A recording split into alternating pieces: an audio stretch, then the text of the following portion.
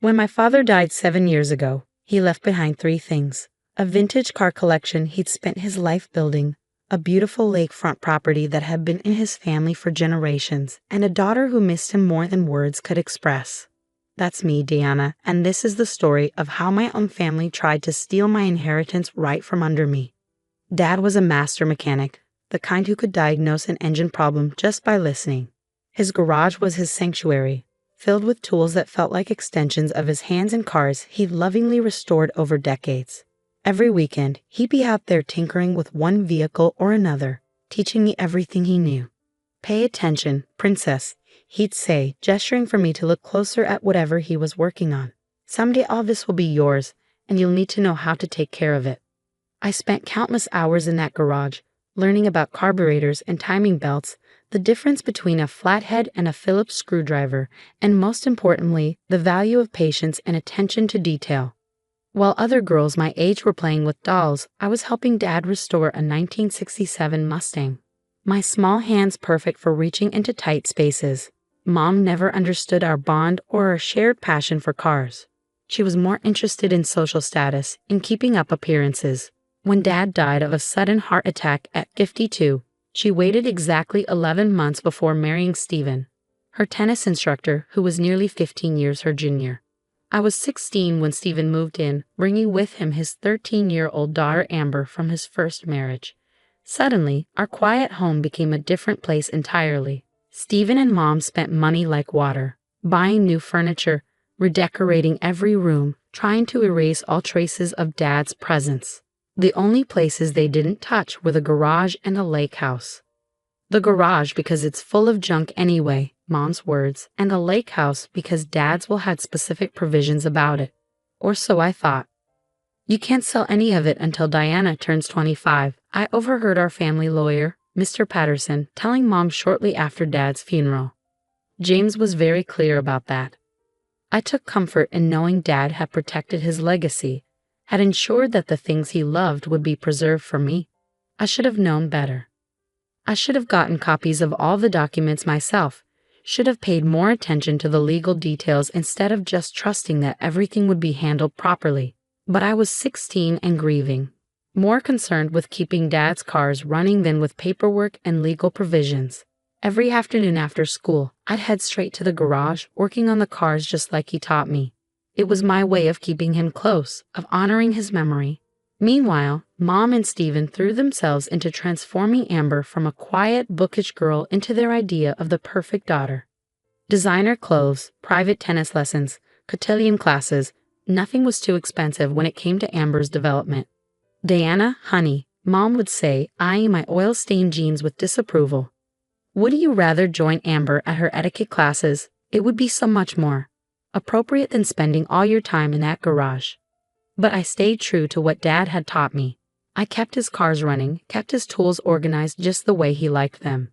The other kids at school thought it was weird, a girl spending so much time working on old cars.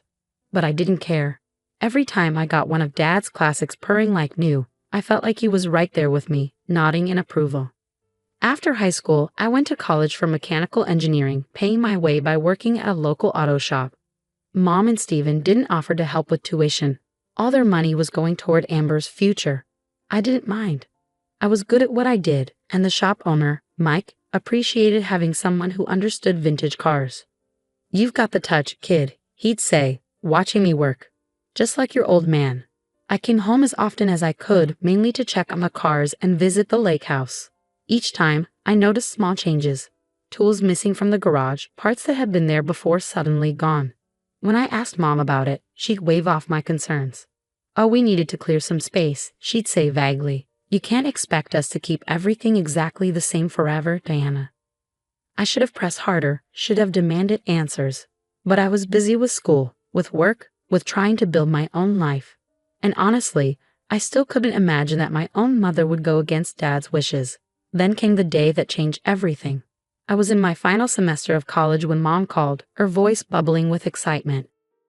"Diana, you'll never believe it. Amber's engaged to Bradley Worthington ILI. You know, the Worthingtons of Worthington Investments." I made appropriate congratulatory noises while mentally calculating how long it would be before I could politely end the call. But Mom wasn't finished. We're planning the most amazing wedding. The country club, a 10-piece orchestra, 500 guests. Of course, it's going to be quite expensive, but Stephen and I have figured out how to manage it. Something in her tone made my stomach clench. Mom, what do you mean you figured it out? Well, she paused, and I could picture her practicing her most persuasive smile.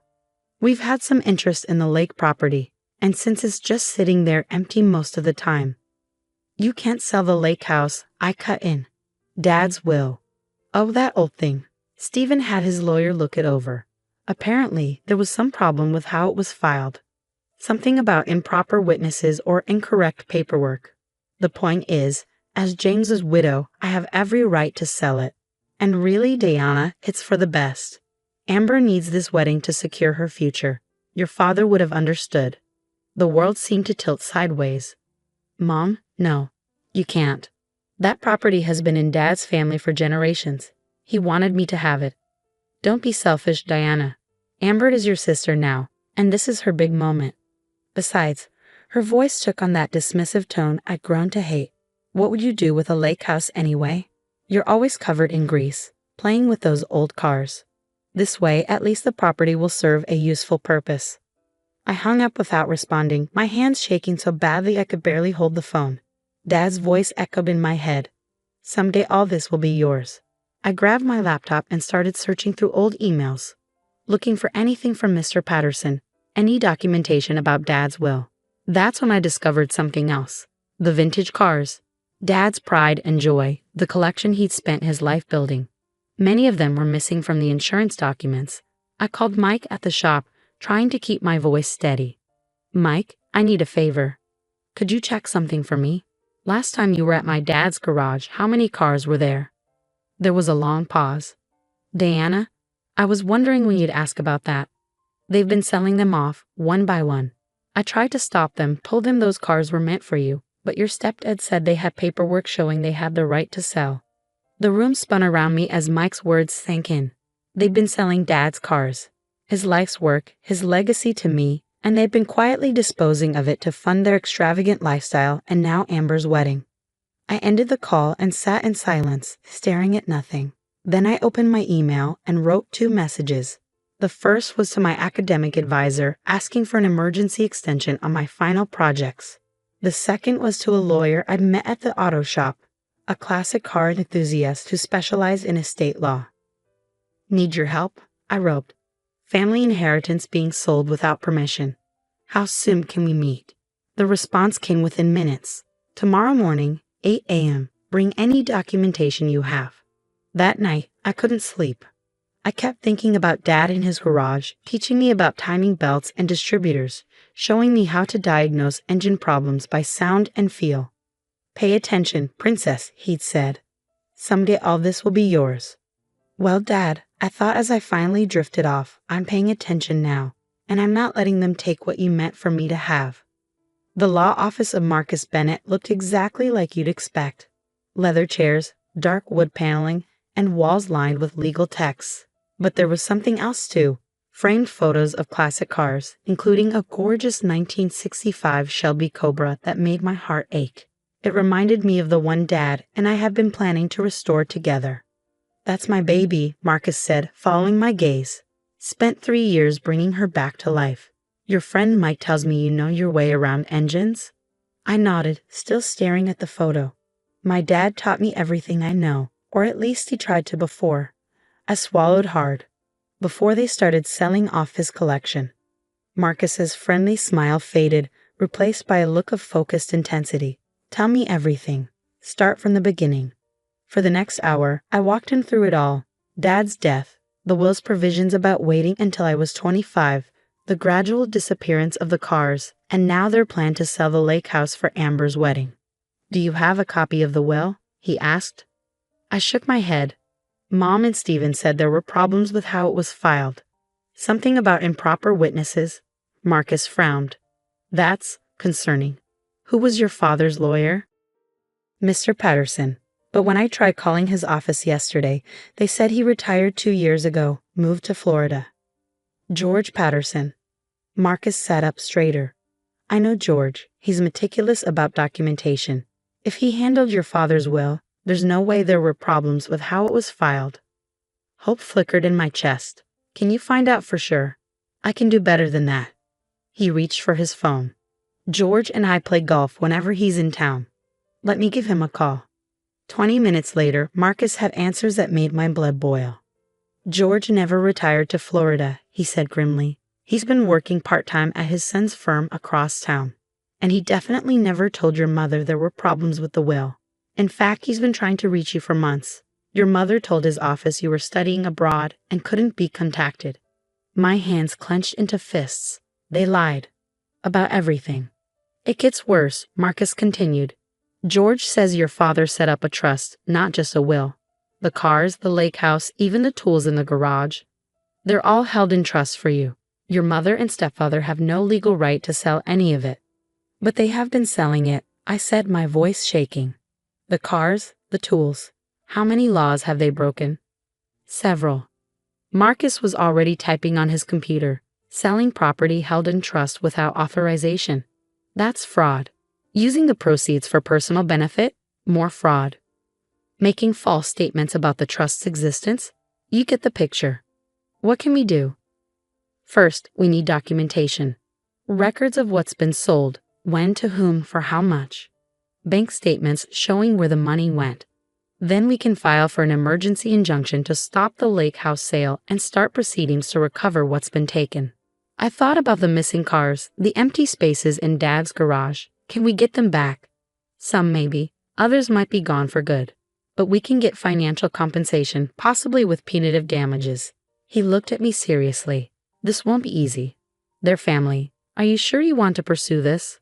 They stopped being family the moment they started stealing my inheritance, I said firmly. Dad trusted me to take care of his legacy. I won't let him down. The next few weeks were a blur of investigation and documentation. Marcus's team tracked down sales records for 11 of Dad's cars, worth over $800,000 combined. They found receipts for tools and equipment sold at various auctions. Most stunning of all, they discovered the money trail, deposits into Mom and Steven's personal accounts, transfers to wedding vendors, payments for Amber's new car and luxury apartment. Meanwhile, I took a leave of absence from my final semester, promising my professors I'd make up the work over the summer. This was more important. This was about justice. I moved back home, watching Mom and Steven's mounting panic as they realized they couldn't reach the lawyer who'd supposedly found problems with Dad's will, because he didn't exist. They'd forged documents, created a fake law firm's letterhead, all to convince me they had the right to sell my inheritance. Deanna, sweetie, Mom cornered me in the kitchen one morning, her smile brittle. About the lake house, I know you're upset, but try to understand. Amber's wedding is so important. It's her chance at a perfect life.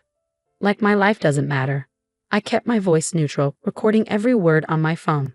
Like Dad's wishes don't matter. Your father would have wanted to help his stepdaughter, she insisted. He was generous that way. Really? I pulled out my phone, showing her a photo from my investigation.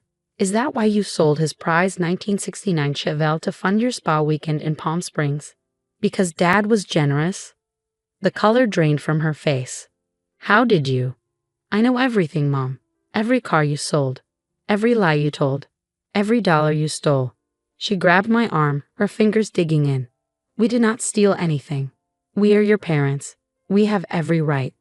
You might want to let go of me, I said quietly. And you might want to talk to a lawyer, a real one this time.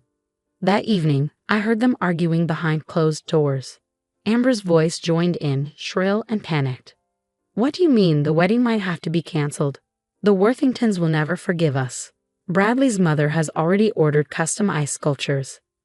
We'll figure something out, Stephen promised. Diana's just being difficult. She'll come around. I smiled grimly, thinking of the documents in Marcus's office. They had no idea what was coming. The next morning, I went to the garage early, wanting to spend time with what remained of Dad's collection. In the corner, under a dusty tarp, I found his favorite, a 1957 Chevy Bel Air we'd restored together during my high school years. They hadn't sold this one, probably because it needed work. The engine was in pieces, parts scattered across his old workbench. I ran my hand along the car's faded paint, remembering Dad's voice. Patience, princess. Sometimes you have to take things apart completely before you can put them back together the right way. He'd been talking about engines, but the lesson felt especially relevant now. I was taking apart the lies, the fraud, the betrayal, piece by piece. Soon, I'd have enough evidence to rebuild the truth. My phone buzzed. A text from Marcus. Meeting tomorrow, 10 a.m. Bringing George Patterson. Time to drop the hammer. I texted back a simple, and got to work on the Bel Air's engine. Tomorrow would bring chaos, but today I could lose myself in the familiar rhythm of wrenches and ratchets, honoring Dad's memory the best way I knew how. As I worked, I heard Mom and Stephen leaving for a wedding planning session at the country club. They had no idea that while they were picking out flower arrangements and table settings, Marcus's team was serving subpoenas to every auction house, every dealer, every buyer who'd been involved in their scheme. The truth was coming, whether they were ready or not. The morning of the meeting, I arrived at Marcus's office early. Through the window, I watched Mom, Stephen, and Amber pull up in Stephen's BMW. They looked confident, probably expecting to steamroll over any objections I might have about the lake house sale. Mom was wearing her handling difficult situations outfit, a powder blue suit that made her look both authoritative and approachable. Stephen had on his tennis club blazer, a symbol of the status he so desperately craved. Amber was clutching a wedding planning binder thick enough to stop bullets. Marcus met them in the lobby while I waited in the conference room with George Patterson. The elderly lawyer looked nothing like the frail retiree my mother had described. His eyes were sharp, his grip firm as he shook my hand.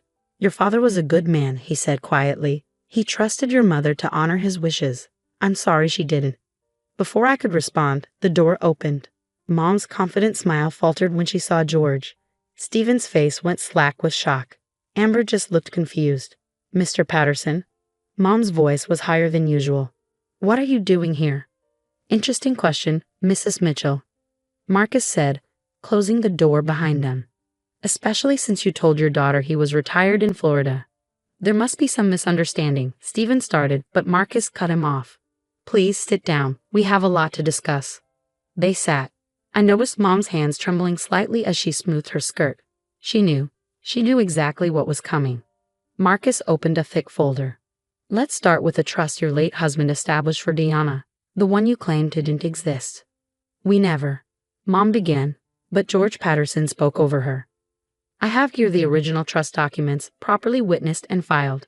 James Mitchell was very specific about his wishes. The entire car collection, the lake property, and all related assets were to be held in trust for Deanna until she turned 25.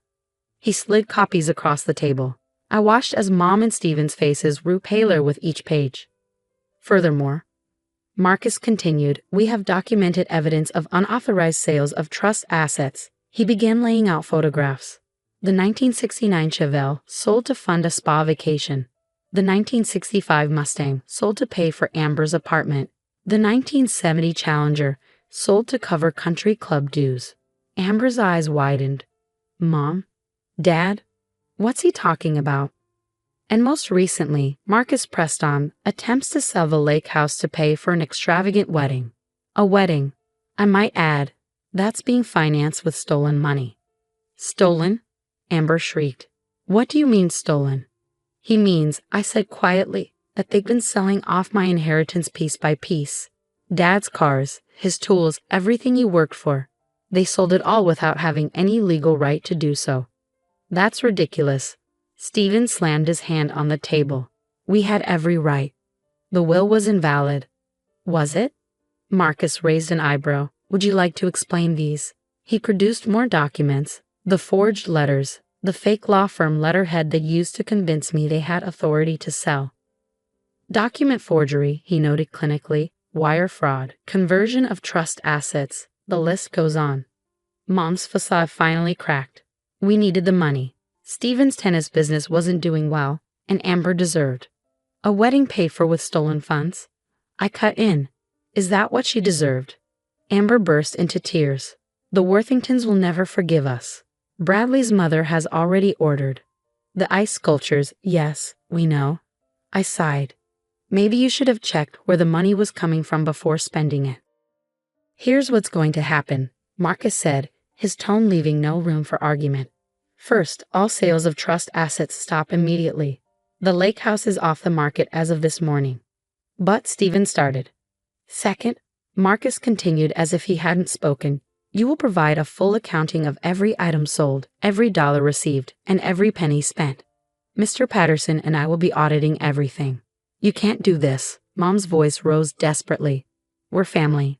Family? I stood up slowly. Was it family when you sold Dad's Chevelle, the car we restored together during my senior year? Was it family when you lied about Mr. Patterson retiring so you could steal my inheritance? Was it family when you tried to sell the lake house where Dad taught me to swim? Deanna, please. Mom reached for my hand. I pulled away. The really sad thing is, if you just asked, I might have helped with Amber's wedding. Not by selling Dad's legacy, but maybe we could have found another way. But you didn't ask. You just took. What about my wedding? Amber wailed. It's in 6 weeks. I suggest you start making cancellations, Marcus said firmly, unless you want to add receiving stolen property to the family's legal troubles. We can still fix this, Stephen tried, his voice wheedling. Deanna, be reasonable. Think about your mother, your sister. Stepsister, I corrected. And the time for being reasonable was before you started stealing from me. Marcus laid out more papers, court orders, injunctions, demands for repayment. You have 24 hours to sign these and begin cooperation. After that, we go to the police. The police? Mom went white. You'd send us to jail? You sent yourselves to jail, I said quietly. Every time you sold one of Dad's cars. Every time you lied about the trust. Every time you chose your new family over his wishes. They left the meeting in shambles. Mom crying, Stephen ashen-faced, Amber having a complete meltdown about her ruined wedding. I watched them go, feeling oddly empty. This was victory, but it didn't feel like one. The next few months were a whirlwind of legal proceedings. Marcus's team tracked down most of the cars, though some had been resold and were impossible to recover. The lake house was safe, its attempted sale nullified. Mom and Stephen had to remortgage their house to start repaying what they'd stolen. Amber's wedding was canceled, and with it her engagement. Apparently, Bradley Worthington IA's family had no interest in being associated with criminals. Their word, not mine. She moved back in with her mother, her dreams of social climbing shattered. Mr. Patterson helped me set up proper oversight of the trust, ensuring no one could ever steal from it again. When I finally walked through Dad's garage, now partially refilled with recovered cars, I felt his presence stronger than ever. The 1957 Bel Air still sat in a corner, waiting to be restored. I ran my hand along its fender, remembering all the hours Dad and I had spent working on it together. I did it, Dad, I whispered. I protected what you built. I wished it hadn't cost me my family. But then again, maybe they were never really my family to begin with. Family doesn't steal from you. Family doesn't lie to you. Family doesn't try to take what someone worked their whole life to build. 1 year later, I finally graduated from engineering school.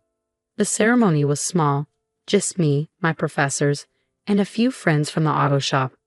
Mom sent a card. I returned it unopened. The lake house has become my weekend retreat, a place where I can work on cars in peace, surrounded by the memories of the person who taught me everything important about life. The value of hard work, the importance of integrity, and the courage to stand up for what's right. Sometimes late at night, I sit in Dad's old garage, surrounded by the cars we love together, and I know I made the right choice. Some things are worth more than money. Legacy, honor, truth. Mom and Stephen never understood that. Last week, I finished restoring the Bel Air. As I took it for its first drive, the engine purring exactly the way Dad taught me it should, I felt at peace. They may have taken some things from me, but they couldn't take what mattered most. The knowledge, the memories, the love of something real and honest and true. The legal battles aren't quite over. There are still assets to recover, money to be repaid. Mom occasionally tries to reach out, usually when she needs something. I let those calls go to voicemail. Some people say I was too harsh, that family deserves forgiveness. Maybe they're right. But as I sit in my father's restored garage, surrounded by the legacy he entrusted to me, I know that forgiveness has to be earned. It can't be stolen, like everything else they tried to take. Dad always said every car has a story. Mine is about betrayal and justice, about standing up for what's right even when it hurts. But mostly it's about honoring the person who taught me that some things are worth fighting for, no matter the cost. The trust comes into my full control next year when I turn 25.